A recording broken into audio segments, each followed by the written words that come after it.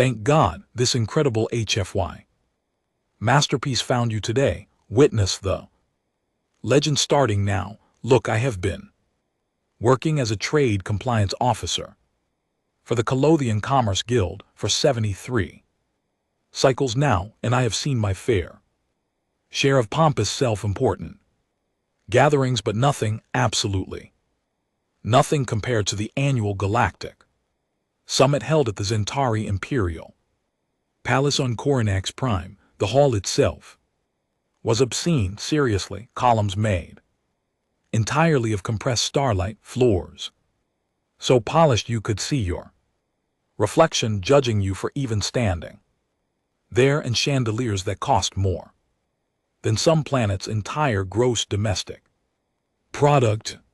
The whole place screamed, "We have money and you do not, so kindly remember your place." I stood near the refreshment table, which was less a table and more a floating platform of exotic delicacies that I could not pronounce, let alone afford. Around me, the galaxy's finest preened and postured. To my left, Ambassador Quilnox of the Vrin Collective was boasting about his species' recent expansion into the outer bands. His scales shimmered with that insufferable iridescence that Vrin got when they were particularly pleased with themselves. To my right, a cluster of Morgathi delegates clacked their mandibles in what I assumed was laughter, though it sounded more like someone breaking expensive dishware. Everyone who was anyone had shown up.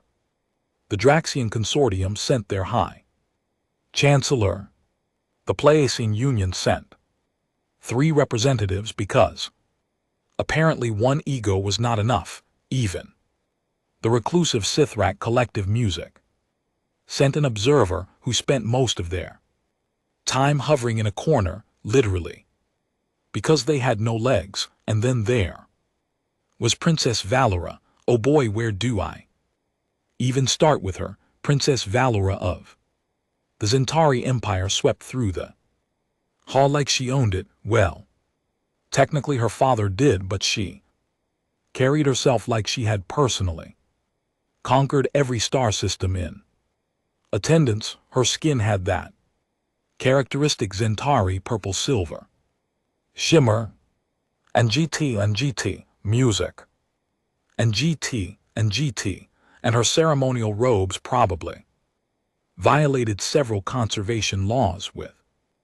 the amount of rare materials woven into them. She moved with an entourage of 6 attendants who looked absolutely miserable, which honestly, fair enough. The Zentari were the unofficial rulers of this sector, and Valora made sure nobody forgot it. She had this way of looking at people, or rather through people, like they were particularly boring holographic displays she had to tolerate. But you know who she really looked through? Humans. Oh yes, the humans, those strange little bipeds from that water-soaked rock called Earth, out in the unfashionable arm of the Milky Way. They had joined the Galactic Council maybe 30 cycles ago, and most species still treated them like the weak gravity worlders. No natural armor, no venom, no telepathy, nothing impressive. They were basically the galactic equivalent of that neighbor who shows up to a formal dinner in casual clothes, technically invited, but why? Had seen human delegates at these functions before. They usually kept to themselves, spoke when spoken to, and generally tried not to make waves. Smart strategy, honestly. Why paint a target on yourself when the galaxy's elite were already competing for who could be the most condescending? Little did I know that attitude was about to get spectacularly corrected. The grand entrance doors opened with that unnecessarily dramatic hiss that the Zentari loved so much, and in walked the human delegation. Well, delegation was a generous term. It was one human, single representative because apparently Earth could not afford music to send more or did not care enough, or maybe they just figured one human was already one too many for this crowd. And GT, music. And GT. Her name was Myra Chen, and honestly, she did not look like much, at least not by galactic standards. She stood maybe 1.7 m tall, which was laughably short compared to most species present. No bioluminescence, no impressive horns or crests, just music, dark hair pulled back in a simple style, a plain diplomatic uniform, and a data pad. Clutched music under one arm, she looked like an intern who had wandered into the wrong conference room.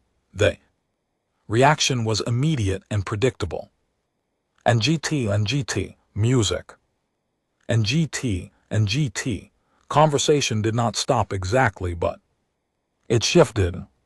Voices dropped to that particular frequency reserved for gossip and judgment. I watched Ambassador Quilnox lean toward his aide and whisper something that made them both flash their teeth in what passed for Vrin amusement. Myra walked through the hall with measured steps, nodding politely to anyone who made eye contact. Most did not. She might as well have been invisible furniture for all the attention the assembled dignitaries gave her, except Princess Valora. Oh, she noticed. I watched as Valora tracked the human's progress across the hall with the expression of someone who had just discovered something unpleasant stuck to her shoe. She turned to her closest attendant and said loudly enough for half the hall to hear, "They actually sent someone. How quaint.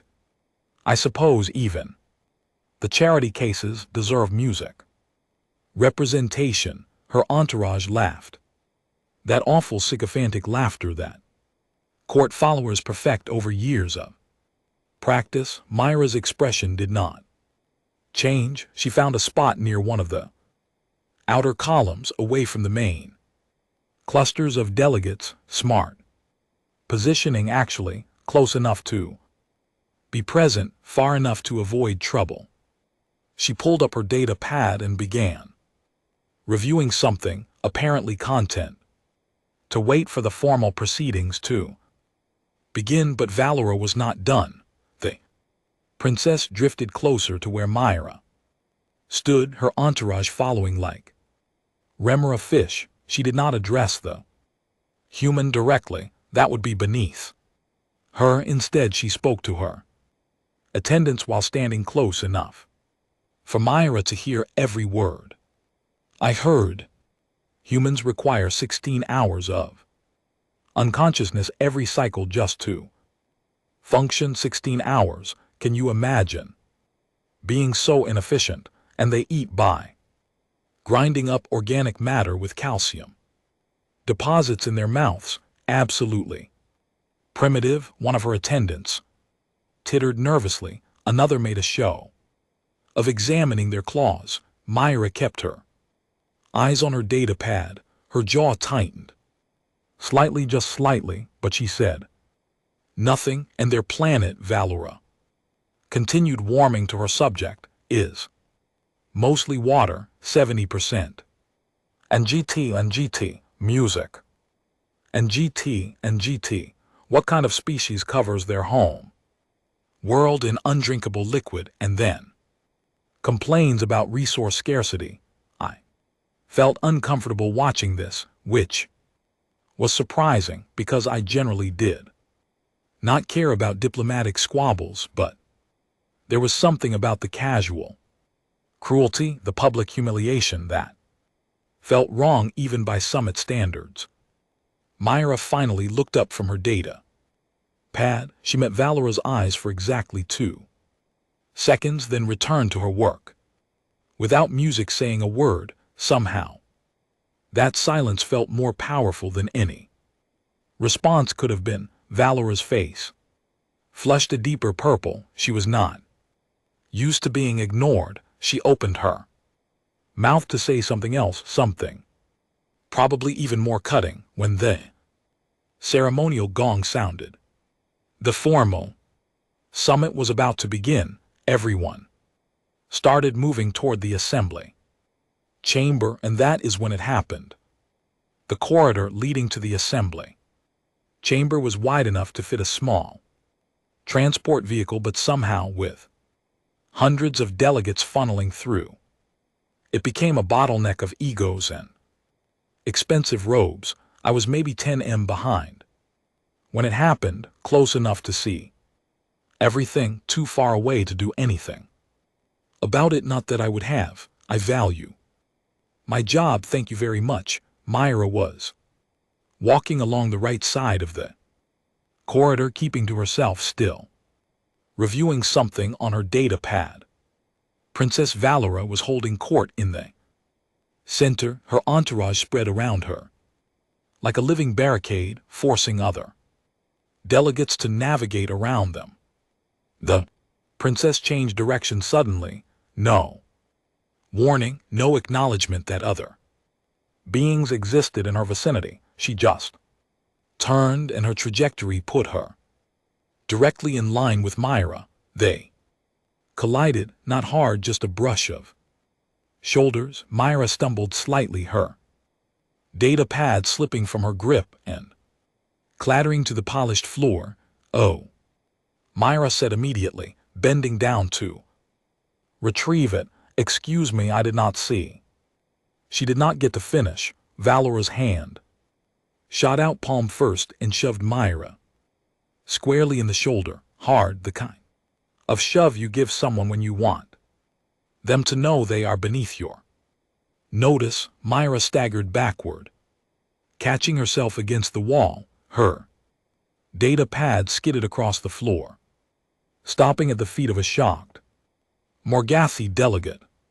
The corridor went silent, completely silent. You could have heard a pin drop if pins existed in this technological era, which they did not, but you get the idea. "Watch where you are going, human," Valera said, her voice dripping with contempt. "Or do your kind lack the basic spatial awareness to navigate a simple hallway?" Myra straightened slowly, very slowly.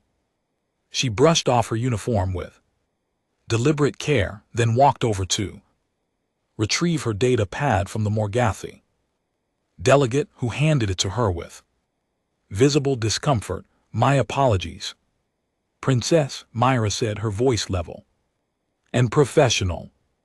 "And GT, music.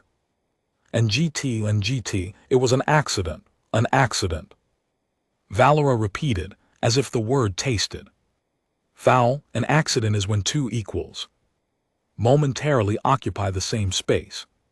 This was you failing to show proper music deference to your superior. "Oh no, oh." This was getting bad. I saw several delegates exchanging nervous glances. Ambassador Quilnox had stopped entirely, his scales losing some of their shimmer. Even the Sithrak observer had rotated too. "Watch, I have already apologized," Myra said carefully. "If there is a specific protocol I have failed to observe, I would be happy to. You should not even be here. Humans contribute nothing to the Galactic Council except bureaucratic delays and tedious moral arguments.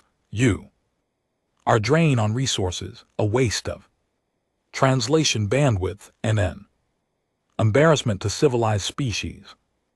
Everywhere the crowd was growing. More delegates had stopped to watch music.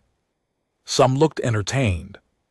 A few looked genuinely uncomfortable. Most just looked curious to see how this would play out. Myra took a slow breath. I could see her choosing her words, carefully weighing every syllable. "With respect, Princess, I am here as an accredited representative of Earth and its colonies. I have every right to attend this summit, and I have done Nothing to warrant this level of hostility, right? Velora laughed, and it was not a pleasant sound. You speak of rights as if you have earned them. Your species has been part of the council for barely 30 cycles. My family has ruled the Zenthari Empire for 6,000. You do not have rights here. You have privilege. At privileges that can be revoked. She stepped even closer, close enough that Myra had to tilt her head back to maintain eye contact. Now you are going to apologize properly on your knees. And then you are going to petition my father for permission to remain at this summit, because I am going to recommend he expel your entire delegation for this insult. The silence was suffocating now. I saw several delegates actively backing away, not wanting to be associated with what was happening. Others leaned in, fascinated by the spectacle. Myra did not move, did not kneel, did not apologize. Again, she just stood there, meeting Velora's eyes with a calm that I found absolutely terrifying. No, she said simply. Velora's face went from purple silver to deep violet. What did you just say to me? I said, no, princess. I will not kneel. I have already apologized for an accident that was not entirely my fault. I will not debase myself or my species for your entertainment. The entire corridor held its breath, and then from behind us came a voice that made everyone freeze. What exactly is happening here? We all turned. Emperor Thuron had arrived. I have seen Emperor Thuron exactly 4 times in my career, twice at formal ceremonies where he was so far away he might as well have been a hologram. Once in a receiving line where I bowed so low I nearly touched the floor with my forehead, and now clears throat here in a corridor that suddenly felt about 6 sizes too small. He did not need to announce himself, did not need trumpets or fanfare or any of that ceremonial nonsense. His presence was announcement enough. The Emperor of the Zenthari stood about 2.3 m tall, with broader shoulders than his daughter and a face that looked like it had been carved from ancient stone. His robes were simpler than Velora's, which somehow made them more impressive. He wore his authority the way other people wore skin, naturally, effortlessly. The crowd parted instantly. Delegates pressed themselves against the walls. I found myself bowing so fast I nearly gave myself whiplash. Thuron walked music forward with measured steps, his eyes scanning the scene. They landed on Myra, still standing by the wall, then on Velora, whose expression had transformed from righteous anger to something approaching panic, then on the scatter witnesses, all of us desperately trying to become invisible. I will ask once more, Thuron said quietly. Somehow that quiet voice carried further than any shout could have. What is happening here? Nobody spoke. Nobody wanted to be the first to explain. Nobody wanted to be involved at all except Myra. Your Imperial Majesty, she said, executing a respectful bow, not too deep, not too shallow, exactly music appropriate for her rank, addressing his. There was a minor collision in the corridor. Princess Velora and I had a disagreement about responsibility. It is nothing that should concern you. Thuron's eyes narrowed slightly. He looked at his daughter. Velora, she ran into me. Father, Velora said quickly, too quickly. Her voice had lost all its earlier confidence. She was not paying attention, and when I corrected her behavior, she became insolent and refused to apologize properly. I see. Thuron turned to face the crowd, his Gaze swept across us like a searchlight. And I suppose all of you suddenly went. Blind and deaf, uncomfortable shifting. Nervous claw clicking, the sound of several delegates discovering urgent business elsewhere. And GT, music. And GT, Ambassador Quilnox Thuron said, focusing on the Vrin diplomat. And GT, music. And GT, you were here. What did you witness? Quilnox looked like he wanted to molt out of his own scales and escape. That is your Imperial Majesty, I only saw the end of the interaction. The end where my daughter did what exactly? You could have powered a small starship.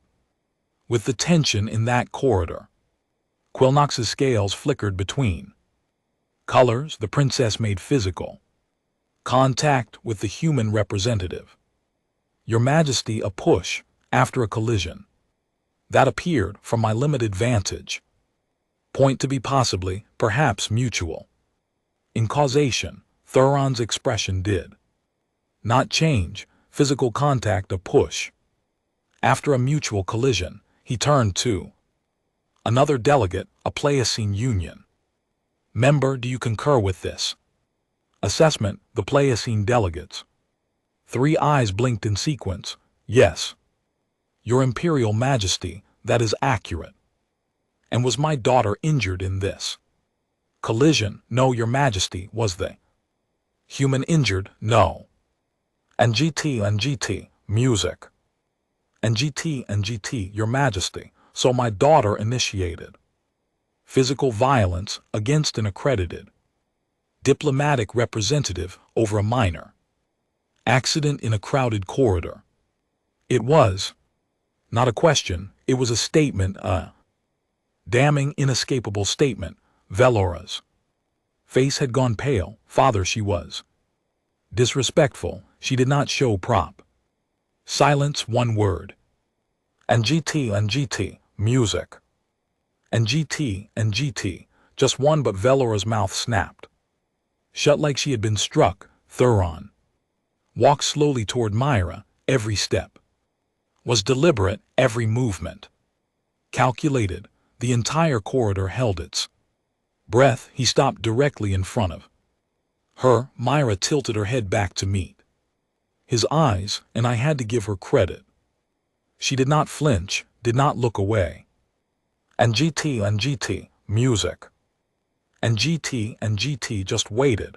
Thuron did something then that I will remember until my dying day. He bowed, not a full formal bow, not the kind you give to equals or superiors, but a definite, unmistakable acknowledgement of respect. The Emperor of the Zenthari, ruler of 47 star systems, bent at the waist toward a human diplomat. And GT, music. And GT, Representative Chen, he said, his voice carrying to every corner of the corridor. On behalf of the Zenthari Empire, I apologize for my daughter's behavior. What happened here was unacceptable. You have been treated with disrespect and subjected to physical violence while under the protection of Imperial hospitality. This is a grave violation of diplomatic protocol and personal dignity. I heard someone gasp. Might have been me. Myra blinked rapidly. Your Majesty, that is not necessary. It is entirely necessary. Thuron interrupted gently. My daughter has shamed herself, her position, and her empire. More importantly, she has violated the Terran Compact of 20TD7, specifically Article 12, which guarantees all human diplomatic personnel protection from harassment, intimidation, and violence while conducting official duties in Zenthari space. Oh no, the Terran Compact. I had heard of it vaguely. The way you hear about traffic laws, you never bother to read until you get fined. Velora looked confused. Most of the delegates looked confused. Even I was confused. Thuron was not confused. Perhaps he said, his voice taking on a harder edge. It is time we all received a reminder about why that compact exists and why humans, despite what some of you clearly believe, are not to be trifled with. He turned to face the assembled delegates, his daughter included. Let me tell you about the Battle of Chronos Gate, Emperor. Thuron clasped his hands behind his back and began speaking in the tone of someone delivering a lecture to particularly slow students, which, let us be honest, we were 32 cycles ago. Before most humans joined the Galactic Council, there was a situation in the Chronos sector. A particularly aggressive species called the Vecker decided they wanted to expand their territory. They were strong, heavily armored exoskeletons, natural toxin product, ships with weapons that could crack planets. He paused, letting that sink in. The Vecker attacked a human mining colony on Chronos Gate Station. Small outpost, maybe 200 humans, civilians, mostly miners, and GT music, and GT engineers, their families. The Vecker expected easy conquest. They sent 3 warships. Military doctrine suggested that was overkill. I glanced at Myra, and GT music, and GT. Her expression remained neutral, but something flickered in her eyes. Recognition, maybe, or memory. The humans sent a single ship in response. Thuron continued. One ship, a destroyer class vessel called the Tenacious. The Vecker found this hilarious. They sent mocking transmissions, asked if Earth was so poor they could only afford one ship to defend their citizens. Ambassador Quillnox shifted uncomfortably. Several other delegates had gone very quiet. The Tenacious arrived in the Chronos system and immediately requested negotiation. The Vecker refused. They demanded complete surrender of the colony and reparations for the inconvenience of having to conquer it. The human music captain, a woman named Sandra Akefer, asked them 3 times to withdraw. Peacefully, Thuron's voice dropped. Music lower. They refused all 3 times, so Captain Akefer said something that the Vecker recorded and transmitted across their entire fleet. She said, and I quote, "You were warned. Remember that. You were warned." The Emperor began walking slowly along the corridor as he spoke, and we all turned to follow his movement like flowers tracking the sun. What the Vecker did not know, what nobody knew except human military command, was that humans had spent the previous 15 cycles preparing for exactly this scenario. They knew they looked music weak. They knew the galaxy saw them as soft, primitive, harmless, and they decided to weaponize that assumption. Oh, this was getting interesting and terrifying, mostly terrifying. The Tenacious carried experimental weapons, railguns that could fire projectiles at 0.27% light speed, missiles with guidance systems so sophisticated they could track a target through a solar flare, and electronic warfare capabilities that made the Vecker ships blind, deaf, and stupid in under 30 seconds. Thuron stopped walking and turned to face us all. The battle lasted 11 minutes. All 3 Vecker warships were disabled, not destroyed. Disabled. Their weapons were gone. Their engines were gone. Their life support was barely functional, but the crews were alive. Captain Akefer left them floating in space and transmitted message to the Vecker homeworld. She told them they had exactly 48 hours to retrieve their ships and withdraw from the Chronos sector permanently, or else the next human response would not be so gentle. She called that gentle. The Vekor withdrew, Thuron said.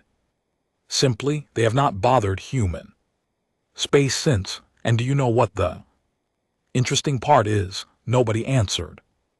We were all too busy recalculating every assumption we had ever made about humans. The Tenacious was considered a mid-range vessel in the human defense fleet, not their best ship, not their most advanced, just a standard destroyer. They have 17 more just like it, and that is not counting their carrier groups, their stealth craft, or whatever classified projects they are currently developing. I felt cold. Actually cold, which was difficult for a Colossian, but military strength is only part of the equation. Thuron continued, let us talk about economics. Humans control some of the most strategically valuable resources in 3 sectors: rare earth elements, biological music, compounds, water. So much water, they have turned resource management into an art form. Their agricultural output feeds 17 non-human colonies. Their medical research has cured 9 previously terminal diseases. Their technological innovations have been integrated into 40% of all modern starship designs. He looked at each of us in turn. And diplomacy, oh, diplomacy. Humans are patient, infuriatingly patient. They will negotiate for cycles, absorb insults, accept unfavorable terms, all while building relationships, establishing trust, and positioning themselves exactly where they need to be. Do you know how many trade agreements have humans as a third-party mediator? 63. Do you know how many wars have been prevented by human diplomatic intervention? 12 that we know of. Valora looked like she was trying to disappear into the floor. Good, here is what you all need to understand, Thuron said, his voice taking on steel. Humans choose to be peaceful. They choose diplomacy. They choose patience. But choice implies options, and they have options. So many options that most of you cannot even comprehend, because you have never bothered to look past their soft skin and their lack of natural weapons. He turned to Myra.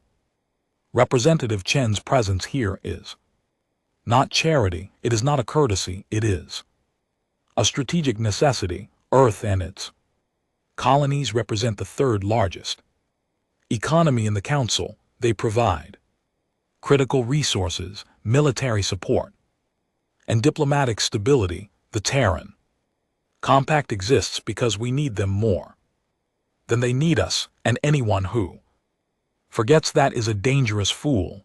The silence was absolute.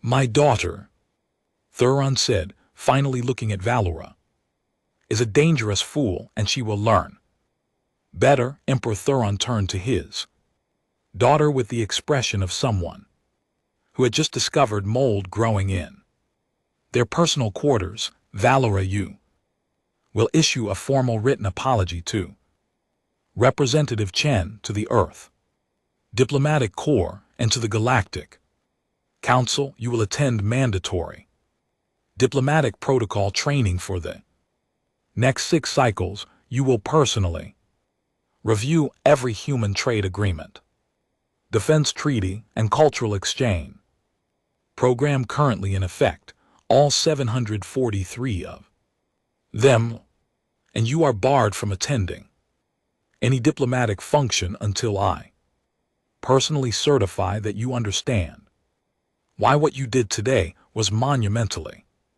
stupid. Valora's mouth opened and closed like a fish gasping for air. Father, you will also make a private donation to the human colony relief Fund, 500,000 credits should suffice. From your personal accounts, not the Imperial Treasury, 500,000 credits. I nearly choked. That was more than I made. In 10 cycles, do you understand? Music. Yes, father, Valera whispered her. Earlier arrogance completely evaporated. Thuron turned back to Myra, and his expression softened marginally. Representative Chen, I hope this incident will not damage the relationship between our peoples. Myra smiled slightly. It was a diplomatic smile, the kind that gave away nothing. Your Majesty, every relationship faces tests. How we respond to those tests defines us. Your response today has been more than satisfactory.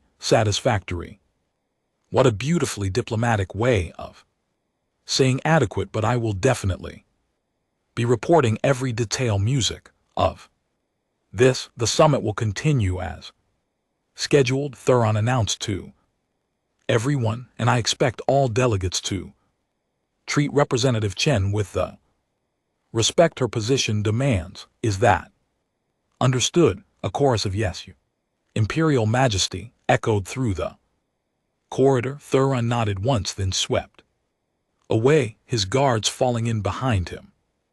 Valera and her entourage followed, the princess looking smaller somehow. Diminished, the crowd dispersed quickly. After that, nobody wanted to linger. Nobody wanted to discuss what had just happened where anyone official might. Here, I found myself walking next to Ambassador Quilnox toward the assembly chamber. Neither of us spoke for a long moment. Finally, Quilnox broke the silence. I have been a diplomat for 40 cycles, Rennick. I know I have negotiated treaties with 17 species. I have studied galactic politics extensively. I have multiple degrees in Xeno relations. Okay, and I had absolutely no idea humans were that dangerous. I laughed, a short, sharp bark of sound. Neither did I. Neither did anyone, apparently. Did you see the princess's face when Thuron mentioned the Battle of Chronos Gate? Quilnox's scales shimmered with nervous energy. I need to completely revise my briefing documents on human capabilities. Everything, all of it. It is all wrong. Join the club, I muttered. I handle trade compliance. Do you know how many times I have approved unfavorable terms for human merchants because I assumed they were too weak to push back? They were not weak, they were positioning. They were playing a long game while we were playing checkers. We entered the assembly chamber and found our assigned seats. The room was buzzing with whispered conversations. Everyone was talking about what had just happened. Delegates were urgently messaging their homeworlds. Tablets were lighting up with revised diplomatic assessments. Across the chamber, I spotted Myra taking her seat in the human section. Alone still, but somehow the space around her looked different now, less like isolation and more like power. Draxian delegate I vaguely recognized leaned over to her and said something. Probably an apology, judging by the body language. Myra nodded graciously. Then a play scene representative approached. Then a Morgathi, then others, a steady stream of delegates suddenly finding reasons to speak with a human representative, to introduce themselves, to establish connections. Myra handled each interaction with perfect diplomatic courtesy, friendly but not familiar, professional but not cold. I watched a Sithrak observer, the same one who had been hovering silently, music in corners all day, float over to Myra's section. They exchanged what looked like a substantial conversation. The Sithrak even performed their species gesture of Respect which I had never seen them do. For anyone, Quilnox noticed too, she is going to be the most popular delegate at this summit, is she not? She already is, I said. We just did not realize it until today. Do you think she planned this? I thought about that. About Myra's calm demeanor in the face of Valora's abuse, about her measured responses, about that simple, powerful no when ordered to kneel. I think, I said slowly, that she knew exactly what would happen if things escalated. I think she knew the Emperor would intervene. I think she knew the rules and treaties better than any of us, and I think she let Valora dig her own grave while doing absolutely nothing except standing her ground. Quilnox's scales went pale. That is terrifying. That is strategy. The formal proceedings began, but I barely paid attention. I kept watching Myra and GT, music, and GT, who sat calmly taking notes, occasionally nodding along to speeches, looking for all the world like this was just another day. But it was not just another day. Everything had changed. The entire power dynamic of the summit had shifted, and the humans, those supposedly weak, harmless humans, had just reminded everyone exactly why underestimating them was a catastrophically bad idea. Just before the first recess, Myra stood and walked toward the exit. As she passed Valora's now empty seat, she paused for just a moment. She did not say anything, did not need to. The pause said everything. Then she continued walking, head high, data pad under her arm, completely unbothered.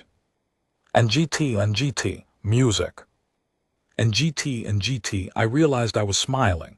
Emperor Thuron clasped his hands behind his back and began speaking in the tone of someone delivering a lecture to particularly slow students, which, let us be honest, we were 32 cycles ago, before most humans joined the Galactic Music Council. There was a situation in the Chronos sector. A particularly aggressive species called the Vekor decided they wanted to expand their territory. They were strong, heavily armored exoskeletons, natural toxin production, ships with weapons that could crack planets. He paused, letting that sink in. The Vekor attacked a human mining colony on Chronos Gate Station.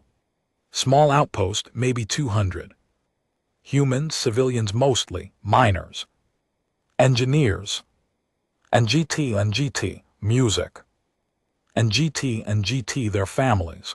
The Vekor expected easy conquest. They sent 3 warships. Military doctrine suggested that was overkill. I glanced at Myra. Her expression remained neutral, but something flickered in her eyes. Recognition maybe, or memory. The human sent a single ship in response. Thuron continued. 1 ship, a destroyer class vessel called the Tenacious. The Vekor found this hilarious. They sent mocking transmissions. Music asked if Earth was so poor they could only afford 1 ship to defend their citizens. Ambassador Quilnox shifted uncomfortably. Several other delegates had gone very quiet. The Tenacious arrived in the Cronus system and immediately requested negotiation. The Vekor refused. They demanded complete surrender of the colony and reparations for the inconvenience of having to conquer it. The human captain, a woman named Sandra Akefer, asked them 3 times to withdraw peacefully. Thuron's voice dropped lower. They refused all 3 times, so Captain Akefer said something that the Vekor recorded and transmitted across their entire fleet. She said, and I quote, "You were warned. Remember, music, that you were warned. The Emperor began walking slowly along the corridor as he spoke, and we all turned to follow his movement like flowers tracking the sun. What the Vecker did not know, what nobody knew except human military command, was that humans had spent the previous 15 cycles preparing for exactly this scenario. They knew they looked weak. They knew the galaxy saw them as soft, primitive, harmless, and they decided to weaponize that assumption. Oh, this was getting interesting and terrifying. Music, mostly terrifying. The Tenacious carried experimental weapons, rail guns that could fire projectiles at 0.27% light speed, missiles with guidance systems so sophisticated they could track a target through a solar flare, and electronic warfare capabilities that made the Vecker ships blind, deaf, and stupid in under 30 seconds. Thuron stopped walking music and turned to face us all. Battle lasted 11 minutes. All 3 Vecker warships were disabled, not destroyed, disabled. Their weapons were gone, their engines were gone. And GT, music. And GT, their life support was barely functional, but the crews were alive. Captain Akafer left them floating in space and transmitted a message to the Vecker homeworld. She told them they had exactly 48 hours to retrieve their ships and withdraw from the Cronus sector permanently, or else the next human response would not be so gentle. Gentle, she called that gentle. Vecker withdrew. Thuron said simply, "They have not bothered human space since, and do you know what the interesting part is?" Nobody answered. We were all too busy recalculating every assumption we had ever made about humans. And GT, music. And GT, the Tenacious was considered a mid-range vessel in the human defense fleet, not their best ship, not their most advanced, just a standard destroyer.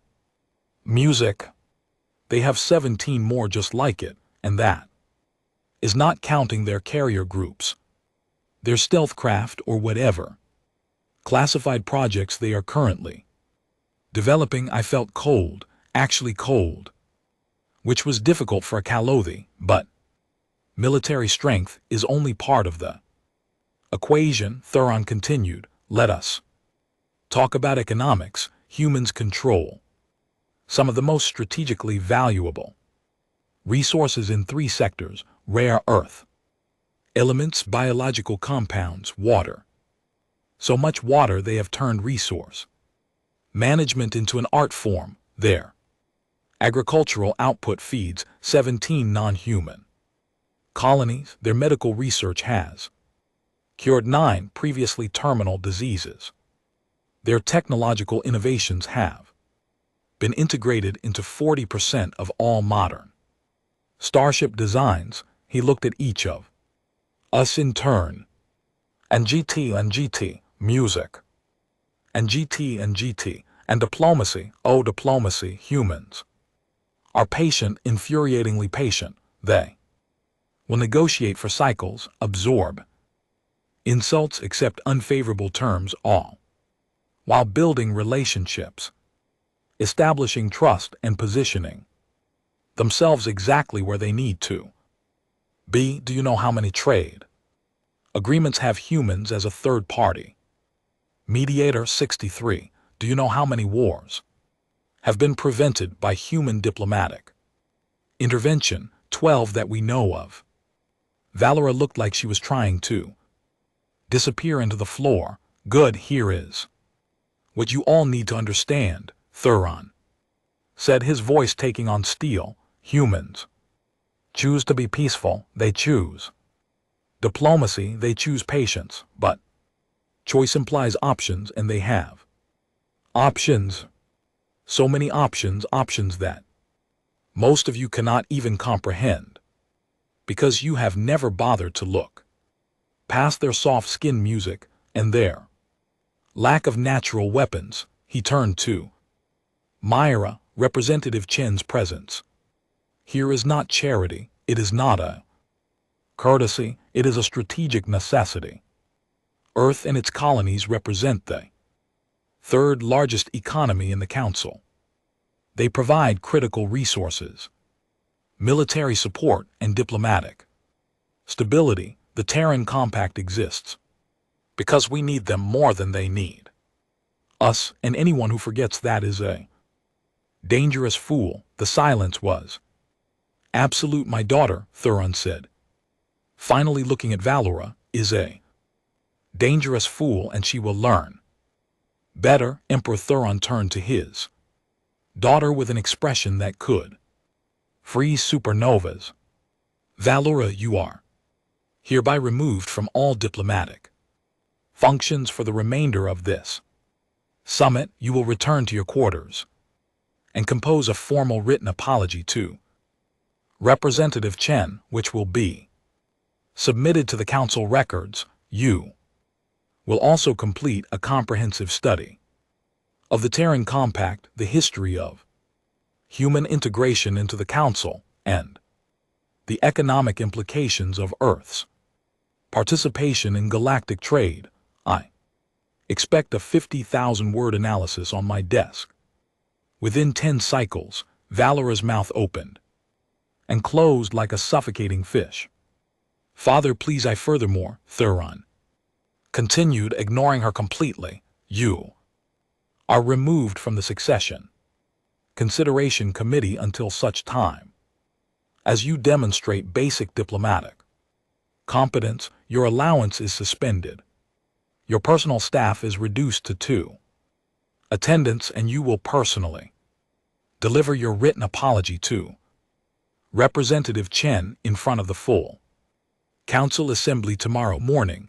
Oh, that was brutal. The Succession Consideration Committee was everything to Zenthari royalty. Being removed from it was essentially being declared unfit to rule, and doing it publicly in front of dozens of witnesses made it official and humiliating. Valora looked like she might cry or vomit music. Possibly both. Go, Thuron said quietly. Now she went practically ran. Actually, her reduced entourage scrambling to keep up. I almost felt sorry for her, almost, but then I remembered the casual cruelty, the arrogance, the shove, and my sympathy evaporated like water in vacuum. Thuron turned back to Myra, and his expression softened slightly. Representative Chen, again I apologize. Is there anything the Zenthari Empire can do to make amends for this incident? Myra was quiet for a moment, and I got the distinct impression she was thinking very carefully about her next words. Your Majesty, your apology is more than sufficient, and I appreciate your explanation to the assembled delegates. However, if I may make one small request, of course I would like this incident, including your remarks about the Terran Compact and human capabilities, to be entered into the official summit records. I think it would be valuable for future reference. Oh, all that was clever. That was very clever. She was making sure this moment became permanent documentation that every species on the Council would have access to the Emperor's speech about human strength that nobody could claim it never happened or was exaggerated. Later, Thuron smiled, actually smiled. It was subtle, but it was definitely there. An excellent idea. Representative, I will see to it personally, and please, when you return to Earth, convey my regards to your Premier and Defense Minister. Let them know this Zenthari Empire values our partnership and looks forward to strengthening our ties. Music. I will, Your Majesty. Thank you. Thuron nodded once, then swept past us. Toward the assembly chamber, the rest of us stood there like idiots trying to process what had just happened. The crowd began to disperse slowly. Delegates whispered urgently to each other. I heard at least 3 different species recalculating their positions on upcoming trade negotiations. I found myself standing next to Ambassador Quillnox, both of us still processing. Did that really just happen? I asked. Quillnox's scales were flickering pale blue, which meant he was disturbed. The Emperor publicly disciplined his own daughter to defend a human. Yes, that happened. I have been dismissing humans for cycles, I admitted. Thought they were just, there to fill a seat, make the council look inclusive. We all did, Quillnox said quietly, and we were all wrong, dangerously wrong. I watched Myra across the corridor. She was calmly reviewing her data pad again, as if the last 20 minutes had been completely routine. Several delegates were approaching her now, suddenly interested in conversation, suddenly respectful. She greeted each one with professional courtesy, neither gloating nor retreating. She is good, I said. Did you see how she handled that? And GT, music. And GT never lost her composure, never got angry, just stood her ground and let the Emperor do the rest. That is the thing about humans, Quillnox replied. They do not need to prove they are dangerous. They just wait for you to make the mistake of testing them, and then they let the consequences teach the lesson. Myra finished her conversations and began walking toward the assembly chamber. As she passed us, she paused. Music. Gentlemen, she said, nodding politely. Representative Chen, we both replied, bowing much deeper than we had earlier. She smiled just a little, just enough. Then she continued walking, her head high, her data pad tucked under her arm. Every bit the respected diplomat she had always been entitled to be treated as. And GT, music. And GT, the rest of us followed at a respectful distance, suddenly very aware that the galaxy had just shifted slightly on its axis.